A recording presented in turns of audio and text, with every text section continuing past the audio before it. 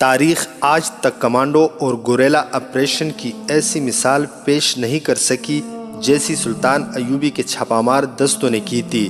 وہ دشمن میں جہاں کہیں جاتے تباہی برپا کر سکتے تھے، لیکن کسی علاقے پر قبضہ نہیں کر سکتے۔ قبضہ فوج کیا کرتی ہے، بشرطے کہ وہ فوج تیز اور چھاپہ ماروں کی برپا کی ہوئی افراتفری اور تباہی کے فوراً بعد حملہ کر دے۔ سلطان ایوبی نے چھاپہ ماروں اور فوج کو مشن دے دیا تھا، جو مختصراً یوں تھا کہ بیت المقدس کے ارد گرد دور دور تک کے علاقوں سے صلیبیوں کو بے دخل اور تباہ کرنا، ساحلی علاقوں کی قلعہ بندیوں پر قبضہ کرنا اور دشمن کا جس قدر اسلحہ اور رسد ہاتھ آئے اسے محفوظ مقامات پر ذخیرہ کرنا۔ سلطان ایوبی نے اپنی فوج کو واضح مقصد دے رکھا تھا، یہی اس کی اصلی قوت تھی۔ سلطان ایوبی نے اپنے سالاروں سے کہہ رکھا تھا کہ جس شہر اور قصبے پر قبضہ کرو وہاں کے مسلمانوں کی حالت اپنے سپاہیوں کو دکھاؤ، انہیں وہ مسجدیں دکھاؤ جنہیں صلیبیوں نے ویران کیا اور بے حرمتی کی تھی، انہیں وہ مسلمان خواتین دکھاؤ جو صلیبیوں کے ہاتھوں بے آبرو ہوتی رہیں، انہیں اچھی طرح دکھاؤ کہ ہمارا دشمن کیسا ہے اور اس کے عزائم کیا ہیں۔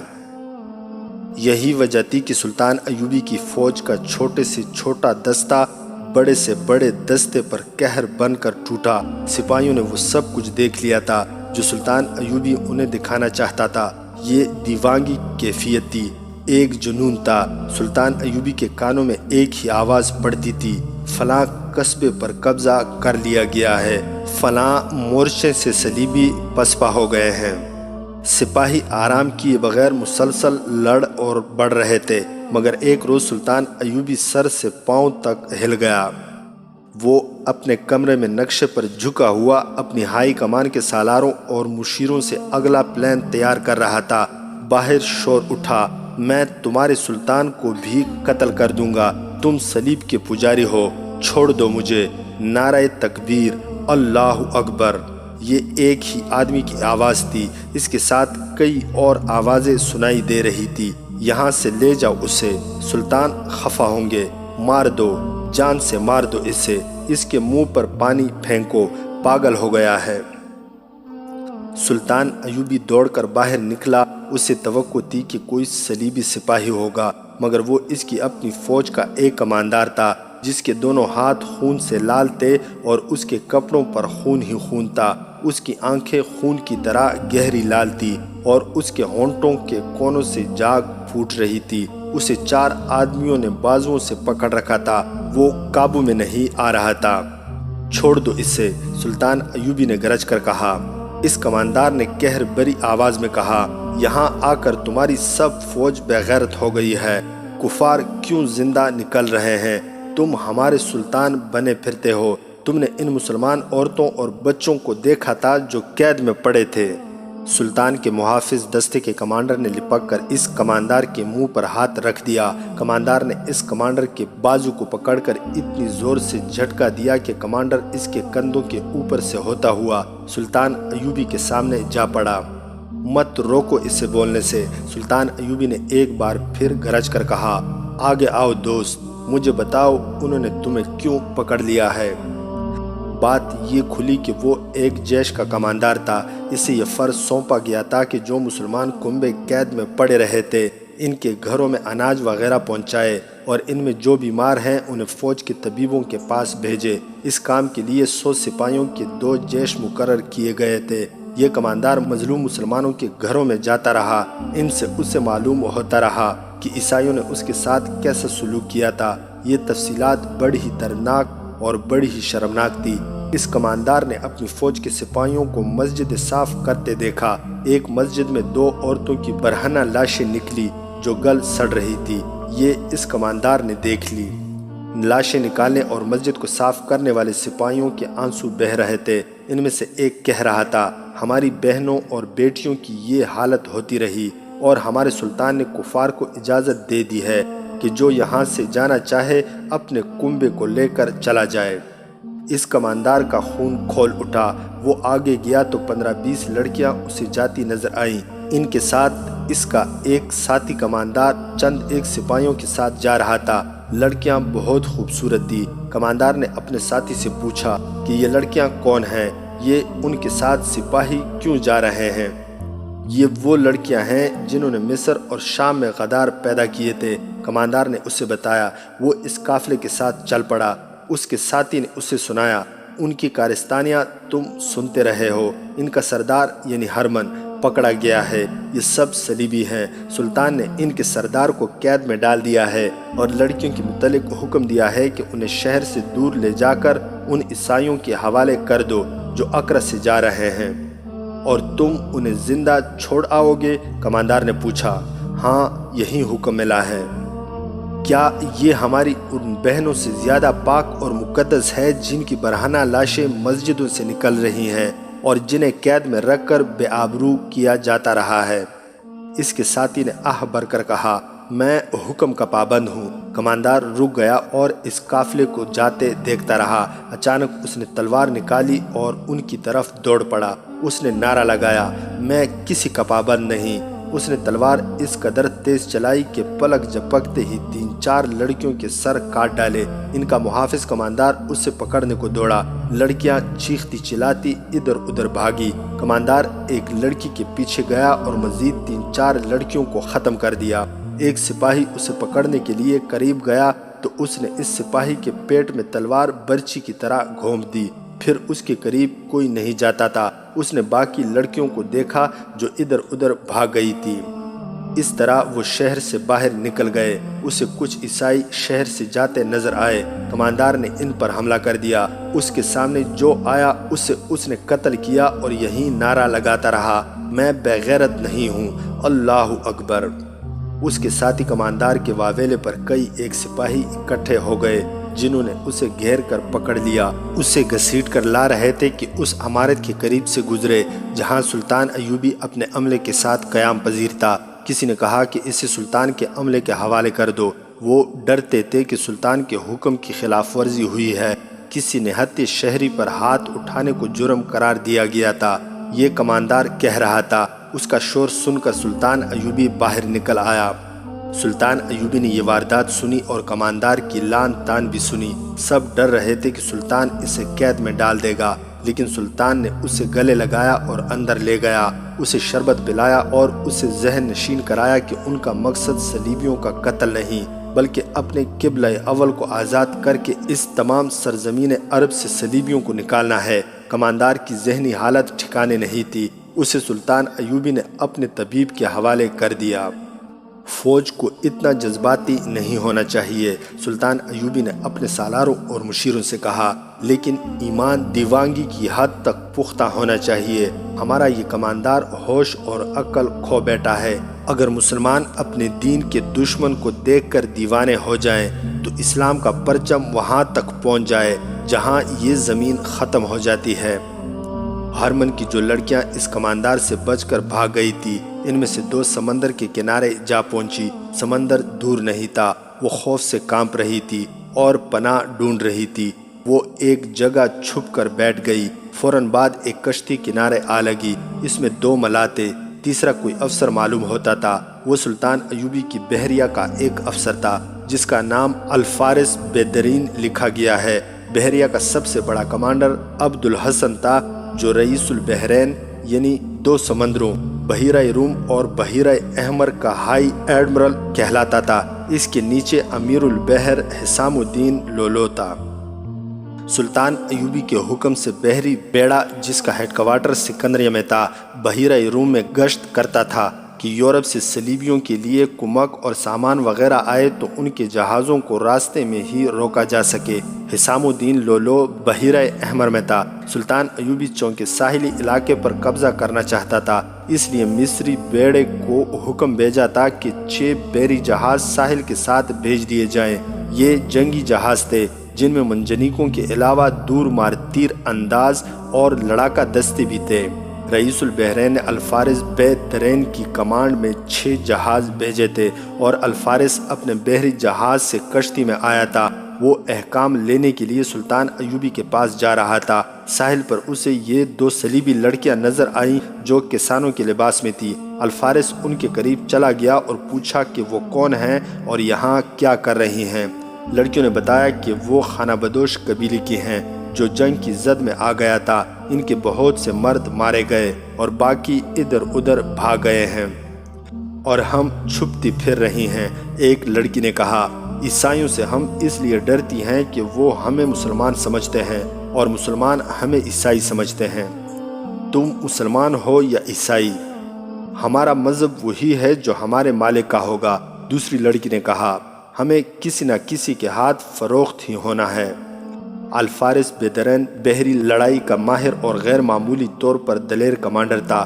ان خوبیوں کے علاوہ اسے اس لیے بھی پسند کیا جاتا تھا کہ وہ شگفتہ طبیعت کا زندہ مزاج آدمی تھا۔ اس دور میں اس کی حیثیت کے آدمی بیک وقت دو تین بیویاں رکھتے تھے، لیکن اس نے شادی ہی نہیں کی تھی۔ وہ جنگ و جدل کا زمانہ تھا۔ بحریہ کو کئی مہینے سمندر میں رہنا پڑتا اور خشکی دیکھنی نصیب نہیں ہوتی تھی۔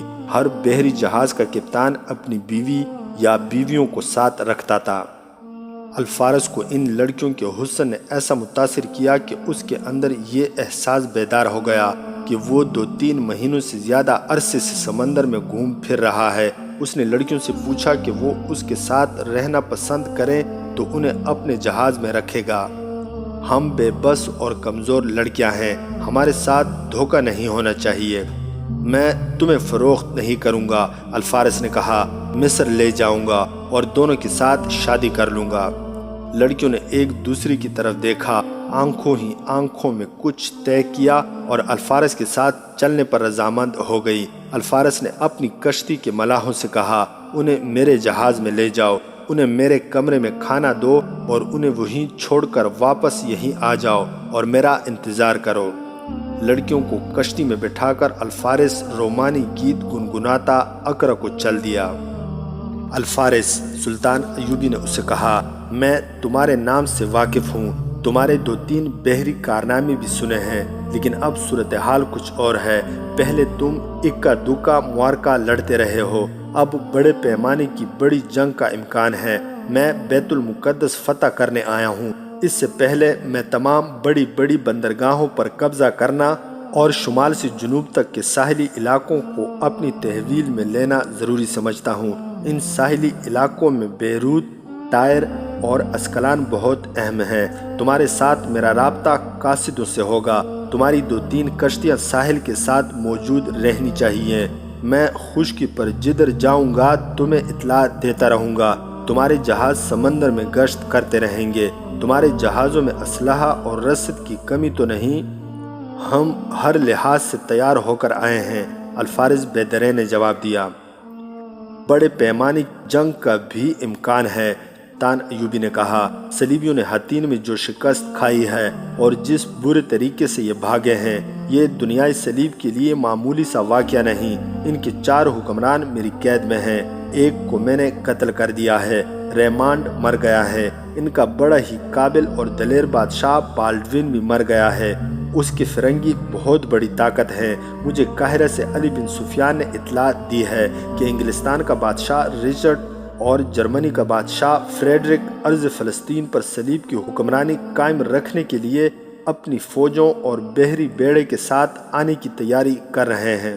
وہ آئے تو میں فیصلہ کر سکوں گا کہ انہیں خشکی پر آنے دوں یا سمندر میں ہی روکنے۔ انگلستان کے بحری بیڑے کے متعلق سنا ہے کہ زیادہ طاقتور ہے۔ معلوم ہوا ہے کہ انہوں نے بارود تیار کیا ہے اور ایسی نلکیوں میں بھرا ہے جنہیں آگ لگاؤ تو نلکیاں اڑتی ہوئی آتی اور جہازوں کو آگ لگا دیتی ہیں۔ میں ایسی نلکیاں حاصل کرنے کی کوشش کروں گا، ہم خود بنا لیں گے۔ بہرحال تم ساحل کے ساتھ ساتھ اپنے جہازوں کو رکھنا۔ رئیس البحرین الحسن کھلے سمندر میں رہے گا۔ الفارس نے مزید احکامات لیے اور چلا گیا۔ کشتی اس کے انتظار میں کھڑی تھی۔ اپنے بحری جہاز میں جا کر اس نے دوسرے جہازوں کے کپتانوں کو بلایا، انہیں ہدایات اور احکامات دے کر رخصت کر دیا اور اپنے کیبن میں چلا گیا، جہاں 2 لڑکیاں اس کے انتظار میں بیٹھی تھی۔ وہ بھولی بالی بنی رہیں اور اس سے پوچھتی رہیں کہ وہ سمندر میں کیا کرتا ہے۔ الفارس لمبے عرصے سے سمندر میں تھا، اس پر ہنسنے کھیلنے کی کیفیت طاری ہو گئی۔ ان لڑکیوں کو مردوں اس کیفیت میں لانے اور انہیں اپنے رنگ میں استعمال کرنے کی مہارت حاصل 30 جولائی 1187 کے روز سلطان ایوبی اکرا سے نکلا۔ اس کے چھاپا مار دستوں نے اس کے لیے راستہ صاف کر رکھا تھا۔ ساحل کے ساتھ ساتھ اس نے کئی ایک قلعے اور قصبے فتح کر لیے۔ 30 جولائی 1187 کے روز اس نے بیروت کا محاصرہ کیا۔ صلیبیوں نے اس اہم شہر کو بچانے کی بہت کوشش کی، لیکن سلطان ایوبی نے بے دریغ قربانی دے کر بیروت لے لیا۔ وہاں بھی مسلمانوں کی وہی حالت تھی جو اکرا میں۔ 29 جولائی تک بیروت کو اپنی عملداری میں لے کر سلطان ایوبی نے ایک اور مشہور ساحلی شہر ٹائر کا رخ کیا۔ وہ جاسوسوں اور دیکھ بھال کے جیشوں سے رپورٹیں لیے بغیر پیش قدمی نہیں کیا کرتا تھا۔ اسے بتایا گیا کہ اپنی فوج بہت زیادہ علاقے میں پھیل گئی ہے اور ادھر ادھر سے بھاگے ہوئے صلیبی ٹائر میں جمع ہو کر منظم ہو رہے ہیں۔ تمام فرنگی بھی ساحلی علاقوں سے پسپا ہو کر ٹائر چلے گئے تھے۔ سلطان ایوبی نے ٹائر پر حملے کا ارادہ ترک کر دیا۔ وہ بیت المقدس کے لیے فوج بچا کر رکھنا چاہتا تھا۔ اس دوران الفارس بیدرین کے بحری جہاز ساحل سے دور گشت اور دیکھ بھال کرتے رہے۔ دونوں لڑکیاں اس کے جہاز میں رہیں۔ وہ اس کے دل پر غالب آ گئی تھی، لیکن اس نے اپنے فرائض میں کوتاہی نہ کی۔ جب کوئی بحری جہاز ساحل کے قریب لنگر انداز ہوتا تھا، چھوٹی کشتیاں اس کے ارد گرد گھومنے لگتی تھی۔ یہ غریب دیہاتیوں کی کشتیاں تھیں جو پھل، انڈے اور مکھن وغیرہ ملاحوں اور فوجی دستوں کے پاس بیچتے تھے۔ جہازوں کی کپتان ان میں سے کسی کو رسا پھینک کر جہاز میں اٹھا لیتے اور اسے خشکی کی دنیا کی خبریں سنتے تھے۔ ایک روز الفارس کا جہاز ساحل پر چلا گیا۔ اسے وہاں سے بڑی فوج کے کسی کماندار سے کچھ پوچھنا تھا۔ دونوں لڑکیاں جہاز کے عرشے پر جنگلے کا سہارا لیے کھڑی تھی۔ چھوٹی چھوٹی 3-4 کشتیاں آ گئی، ان میں پھل وغیرہ تھا۔ ان کے ملاح جہاز والوں کی منتیں کرنے لگے کہ وہ ان سے کچھ لے لیں۔ ایک کشتی میں ایک ادھیڑ عمر آدمی تھا جس کے جسم پر تہمت کے سوا کچھ بھی نہ تھا۔ بہت غریب معلوم ہوتا تھا۔ اس نے دونوں لڑکیوں کو جہاز میں کھڑے دیکھا تو کشتی قریب لے گیا۔ کچھ لے لو شہزادی، اس نے کہا، بہت غریب آدمی ہوں۔ لڑکیوں نے اسے نظر بھر دیکھا تو اس نے بائیں آنکھ سے خفیف سا اشارہ کر دیا۔ دونوں نے حیران سا ہو کے ایک دوسری کی طرف دیکھا۔ اس آدمی نے ادھر ادھر دیکھ کر سینے پر انگلی اوپر نیچے اور پھر دائیں بائیں چلا کر صلیب کا نشان بنایا۔ ایک لڑکی نے اپنے دائیں ہاتھ کی شہادت کی انگلی پر دوسرے ہاتھ کی شہادت کی انگلی رکھ کر کراس بنایا۔ آدمی مسکرایا۔ ایک لڑکی نے جہاز کے ملاح سے کہا کہ اس آدمی کو اوپر لاؤ۔ ملاح کو معلوم تھا کہ یہ لڑکیاں ان کے جہاز کے کپتان کی ہیں جو تمام جہازوں کا کمانڈر ہے۔ اس نے فوراً رسوں کی سیڑھی پھینکی۔ وہ آدمی ٹوکری میں مختلف چیزیں رکھ کر اوپر لے آیا اور ٹوکری لڑکیوں کے آگے رکھ دی۔ لڑکیاں چیزیں دیکھنے لگی۔ کسی اور کو ان کے قریب آنے کی جرت نہیں ہو سکتی تھی۔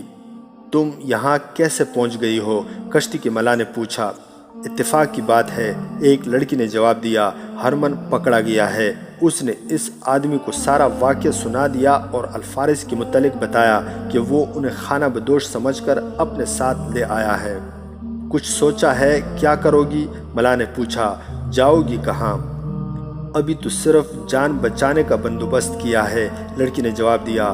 کمانڈر الفارس کے دماغ پر قبضہ کر لیا ہے، کہیں موقع ملا تو بھاگنے کی کوشش کریں گی۔ اگر تم رہنمائی کرو تو یہیں رہ کر کچھ اور کریں گی۔ یہ غریب سا ماہی گیر ملاح صلیبیوں کا جاسوس تھا اور ان لڑکیوں کو اچھی طرح جانتا تھا۔ وہ بھی اسے جانتی تھی۔ اس نے کہا، ساحل پر اتر کر بھاگنے کی کوشش نہ کرنا، بہت بری موت مرو گی۔ بیروت تک مسلمانوں کا قبضہ ہو گیا ہے۔ ہماری صلیبی فوج ہر جگہ سے پسپا ہو رہی ہے۔ اب ٹائر ایک جگہ رہ گئی ہے جہاں تمہیں پناہ مل سکتی ہے۔ ابھی اسی جہاز میں رہو، میں تمہیں ملتا رہوں گا۔ ہمارے لیے حالات بہت ہی خطرناک ہو گئے ہیں۔ ہر طرف مسلمان سپاہی دندناتے پھر رہے ہیں۔ تم یہاں کیا کر رہے ہو؟ لڑکیوں نے اس سے پوچھا۔ صلیب پر ہاتھ رکھ کر جو حلف اٹھایا تھا وہ پورا کرنے کی کوشش کر رہا ہوں، اس نے جواب دیا۔ ان 6 جہازوں کی نقل و حرکت دیکھ رہا ہوں، انہیں تباہ کرانے کا انتظام کروں گا۔ اپنے جہاز کہاں ہیں؟ لڑکیوں نے پوچھا۔ ٹائر کے قریب، اس نے بتایا۔ یہ جہاز ادھر گئے تو اپنے جہازوں کو پہلے سے اطلاع کر دوں گا۔ اب اتفاق سے تم کمانڈر کے جہاز میں آ گئی ہو، تم میری مدد کر سکو گی اور میں تمہیں اس جہاز سے نکال کر ٹائر پہنچا سکوں گا۔ مجھے اب جانا چاہیے، اشارے مقرر کر لو۔ میں ان جہازوں کے ساتھ سائے کی طرح لگا ہوا ہوں۔ یہ جہاز کہیں بھی ساحل کے قریب لنگر ڈالے گا، وہاں اسی بھیس میں میں موجود رہوں گا۔ انہوں نے اشارے مقرر کر لیے۔ لڑکیوں نے اس کی ٹوکری میں سے کچھ چیزیں اٹھا لی، اسے پیسے دیے اور وہ رسوں کی سیڑھی سے اپنی کشتی میں اتر گیا۔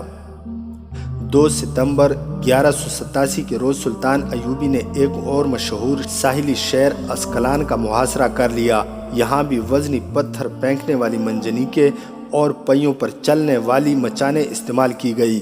سرنگیں کھودنے والے جیش رات کو دیوار توڑنے کی کوشش کرتے رہے۔ قریب ہی ایک بلندی تھی، وہاں سے منجنیقوں سے شہر کے اندر پتھر اور آتشی گولے پھینکے گئے۔ دوسرے دن محصورین نے گھبرا کر شہر کے دروازے کھول دیے اور ہتھیار ڈال دیے۔ اس شہر پر فرینکس نے 19 ستمبر 1153 میں قبضہ کیا تھا۔ پورے 34 برس بعد یہ شہر آزاد کرایا گیا۔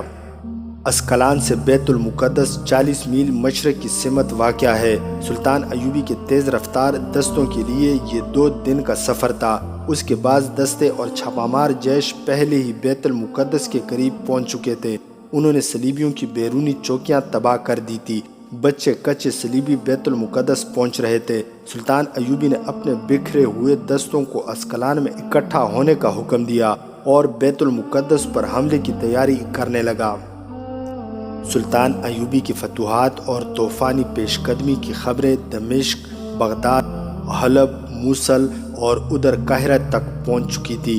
آخری خبر یہ پہنچی کہ سلطان اسکلان میں ہے اور بیت المقدس پر حملہ کرنے والا ہے۔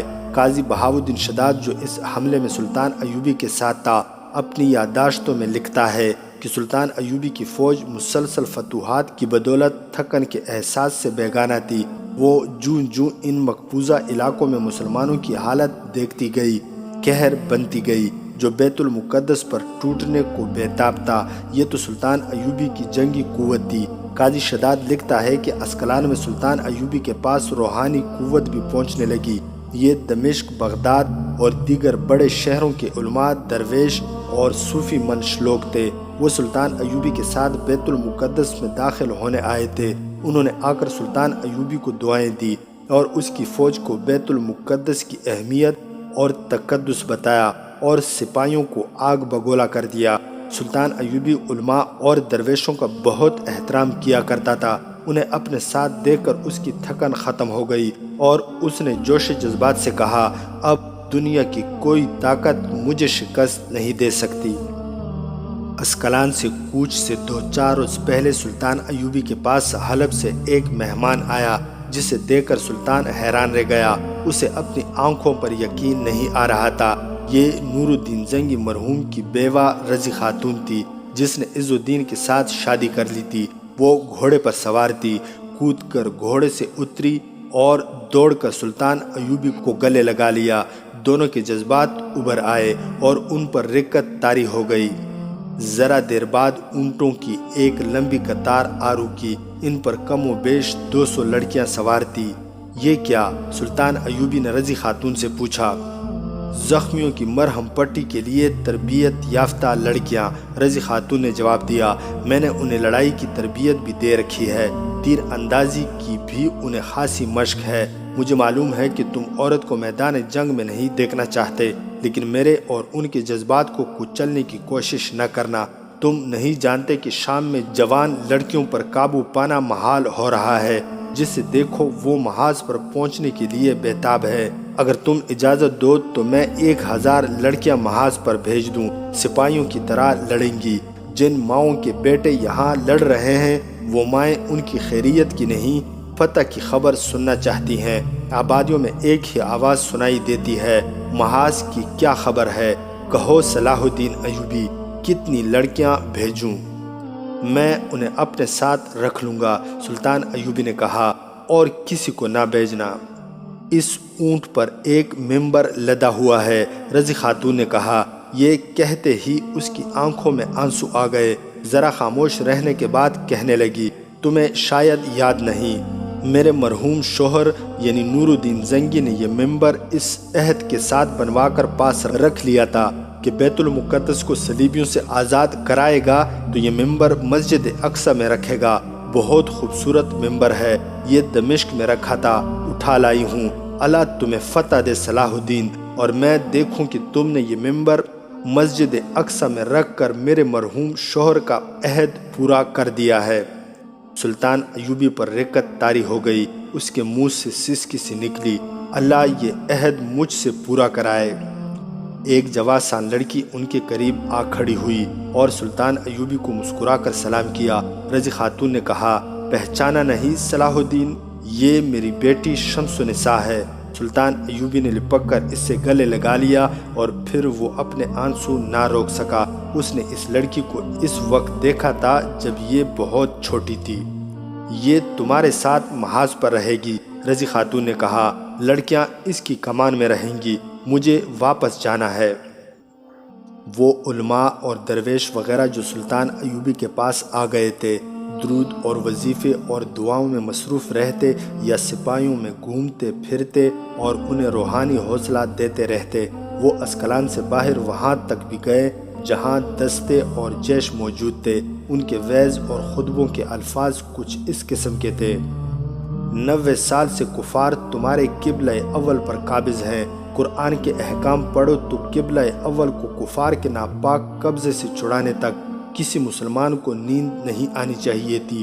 وہ مسجد اقصی جہاں ہمارے رسول صلی اللہ علیہ وآلہ وسلم کے بلاوے پر معراج پر تشریف لے گئے تھے، کفار کی عبادت گاہ بنی ہوئی ہے۔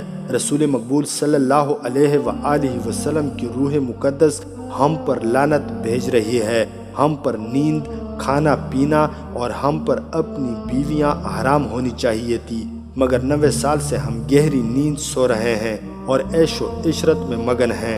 اللہ کے سپاہیوں، ہمارے حکمرانوں نے صلیبیوں اور یہودیوں کے خوبصورت جال میں پھنس کر ان کے خلاف خانہ جنگی کی، جنہوں نے قبلہ اول کو آزاد کرانے کا عہد کیا تھا۔ بیت المقدس وہ پاک جگہ ہے جہاں ہمارے رسول صلی اللہ علیہ وآلہ وسلم کے مبارک قدم آئے اور ان کی جبین مبارک نے یہاں سجدے کیے۔ حضرت ابراہیم علیہ السلام، حضرت سلیمان علیہ السلام، حضرت عمر رضی اللہ تعالی عنہ اور ہمارے جانے کتنے انبیاء نے یہاں ورد فرمایا، مگر 90 سال سے یہاں مسلمانوں پر جو قہر ٹوٹ رہا ہے وہ تم شہر میں جا کر دیکھو گے۔ مسجد اقصی پر صلیب کھڑی ہے، مسجدیں استبل بنی ہوئی ہے۔ مسلمانوں کا قتل عام اس طرح ہوا ہے کہ گلیوں میں خون ندی کی طرح چلتا رہا۔ مسلمان قید و بند کی زندگی بسر کر رہے ہیں اور ہماری بیٹیاں کفار کی لونڈیاں بنا دی گئی ہیں۔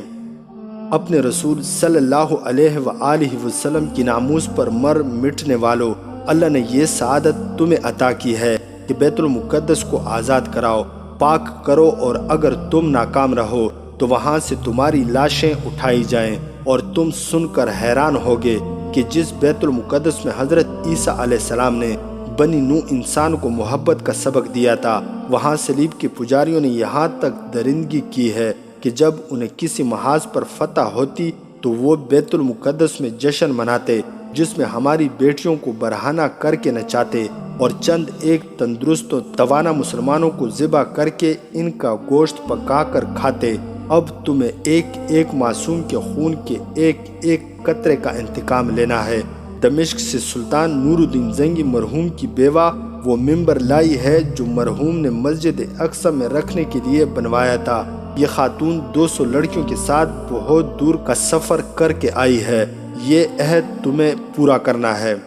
اس دوران سلطان ایوبی اپنے دستوں کو یکجا کر کے ان کی تقسیم کرتا رہا اور جاسوسوں کی رپورٹوں کے مطابق بیت المقدس کے محاصرے کا پلان بناتا رہا۔ داستان ایمان فروشوں کی اگلی قسط آپ لوگ ہماری نیکسٹ ویڈیو میں ملاحظہ کر سکتے ہیں۔ مزید حقیقی اور تاریخی واقعات کے لیے اس چینل کو سبسکرائب کرنا نہ بھولیے گا۔